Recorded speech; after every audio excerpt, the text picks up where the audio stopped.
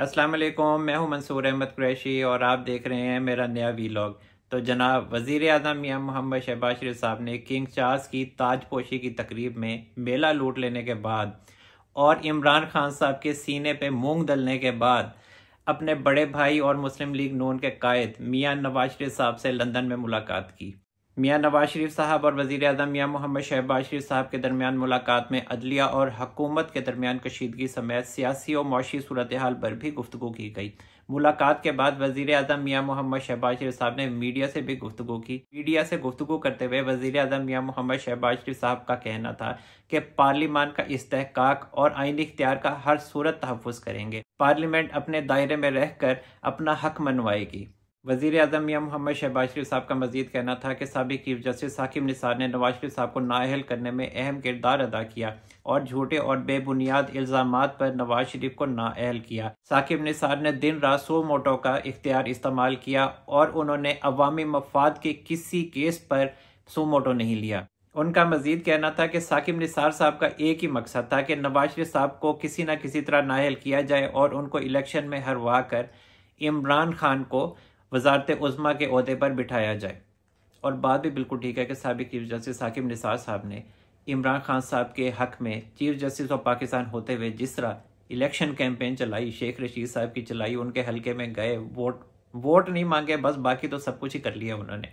और जिस तरह से इमरान खान साहब को वज़ीर आज़म बनाने के लिए उन्होंने जिस तरह सर तोड़ कोशिश की, वो भी तारीख में एक बदनुमा दाग है। फिर ये वही वक्त था जब मुस्लिम लीग नून के उम्मीदवारों को शेर के निशान से हटाया गया और उनको अलमारूफ घड़े के निशान पे और जीपों के निशान दिए गए और चौधरी निसार साहब को भी जीप का निशान मिला और उनको तो अपनी हैसियत का पता चल ही गया होगा जब वो उन्होंने इलेक्शन हारा जीप के निशान के ऊपर। और भी बहुत सी हस्तियां जिन्होंने जीप के निशान पे इलेक्शन लड़ा और घड़े के निशान पे इलेक्शन लड़ा।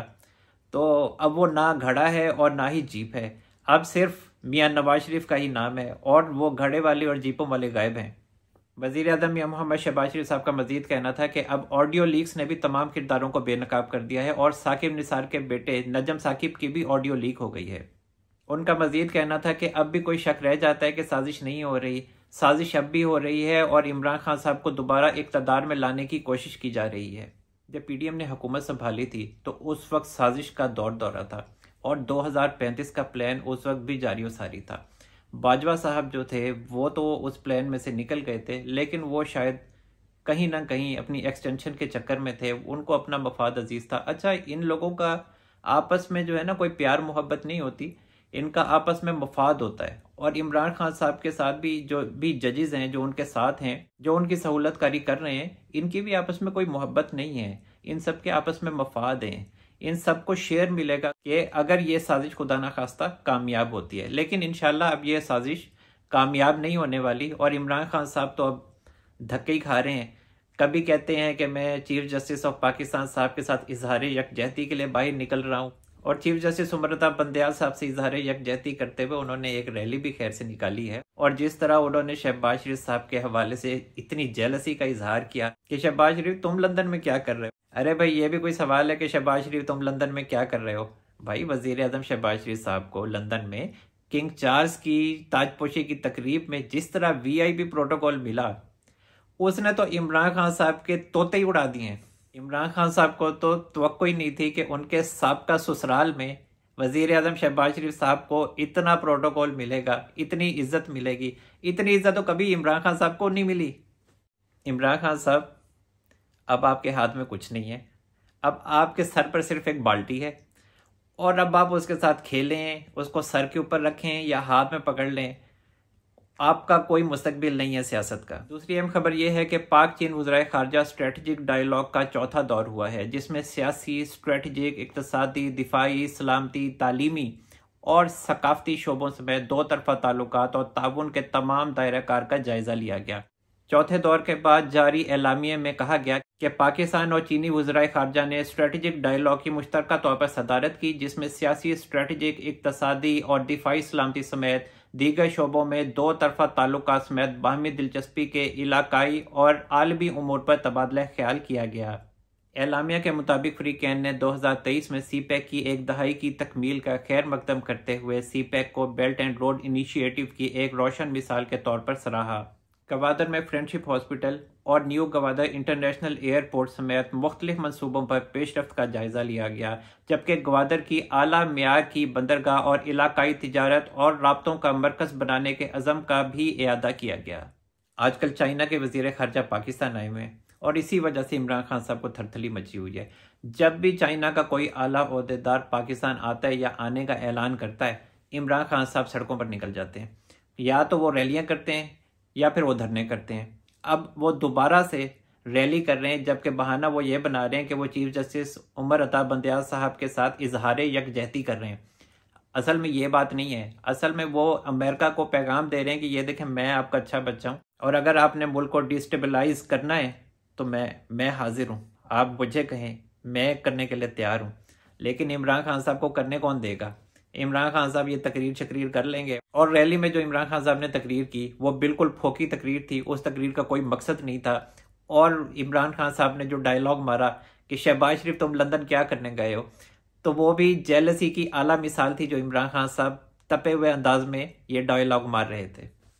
आज क्रिकेट के हवाले से भी बात कर लेते हैं कि क्रिकेट के हवाले से अहम खबर यह है कि भारतीय मीडिया ने यह दावा किया है कि पाकिस्तान क्रिकेट बोर्ड भारतीय बोर्ड के आला ओहदेदार जय शाह से आईसीसी चैंपियंस ट्रॉफी में शिरकत की तहरीरी गारंटी मांगेगा। पीसीबी के चेयरमैन नजम सेठी साहब वर्ल्ड कप के लिए टीम भेजने से पहले तहरीरी गारंटी लेंगे और अगर भारतीय cricket board तहरीरी guarantee Najam Sethi साहब को पीसीबी को देने में कामयाब होता है तो फिर पाकिस्तान अपनी क्रिकेट टीम वर्ल्ड कप के लिए भारत भेजेगा।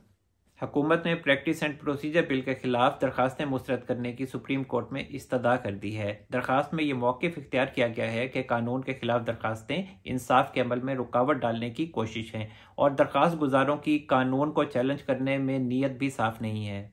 दरखास्त में मजीद कहा गया है कि पार्लियामेंट के कानून साजी के इख्तियार पर कोई कदगन नहीं है। मास्टर ऑफ रोस्टर के तस्वुर को कानूनी तहफ़्फ़ुज़ हासिल नहीं है। कानून से चीफ जस्टिस का आइन के आर्टिकल 184(3) का इख्तियार रेगुलेट होगा। इस कानून से अदलिया के इख्तियार में कमी नहीं हुई। कानून में आर्टिकल 184(3) के इख्तियार में अपील का हक दिया गया है। अपील का ही तो सारा रौला है। मियाँ नवाज शरीफ साहब चूँकि तायाद नायल हैं, तो अगर उनको अपील का हक मिल गया तो हमारे खान साहब किधर जाएंगे? अगर मियाँ नवाज शरीफ साहब पाकिस्तान आ गए और उनको अपील का हक जो इस कानून में मिला है और उन्होंने एप्लीकेशन दायर कर दी सुप्रीम कोर्ट में और उनकी वो दरख्वास्त लग गई, तो चूंकि सज़ाएं तो वो सारी नाजायज़ हैं, तो मियाँ नवाज शरीफ साहब को रिलीफ मिल जाएगा और इमरान खान साहब की सियासत का बट्ठा बैठ जाएगा। खैर, बट्ठा तो उनकी सियासत का अभी भी बैठा हुआ है।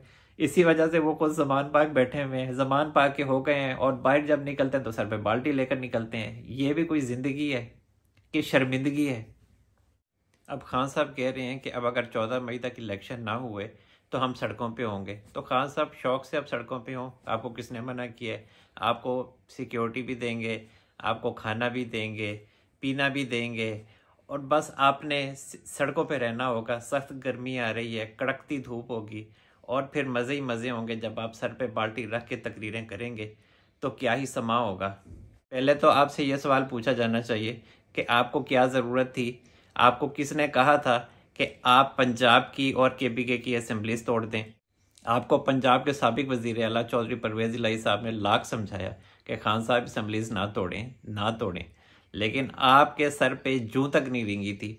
और अब जब असेंबलीज आप तोड़ चुके हैं तो अब आप परेशान हुए हुए हैं। अब अगर आप परेशान हुए हुए हैं तो दूसरों को तो परेशान ना करें। अब जो असेंबलीज रह गई हैं, चाहे वो कौमी असम्बली हो, बलोचिस्तान असम्बली हो या सिंध असम्बली हो, अब तो वो तभी डिज़ोल्व होंगी जब वो अपनी मुकर्रर मुद्दत पूरी करेंगी। इसलिए बेहतर यह है खान साहब कि आप सुकून से बैठ जाएं और अपने कारकुनान को भी सुकून करने दें। और अब आगे गर्मी आ रही है बहुत ज़्यादा, तो घर में सुकून करें आप। अगर आप ये समझते हैं कि आप सड़कों पर रैलियां निकाल कर और धरने देकर हुकूमत को प्रेशराइज़ कर लेंगे, तो अब वो वक्त गुजर चुका है। जो आपके सहूलतकार थे वो जा चुके हैं और कुछ जो हैं वो अब अंडर प्रेशर हैं और वो अब आपकी मदद बिल्कुल नहीं करेंगे और हुकूमत तो बिल्कुल ही आपकी बातों में नहीं आएगी। वो तो आपकी बातों पे यकीन करने के लिए भी तैयार नहीं है।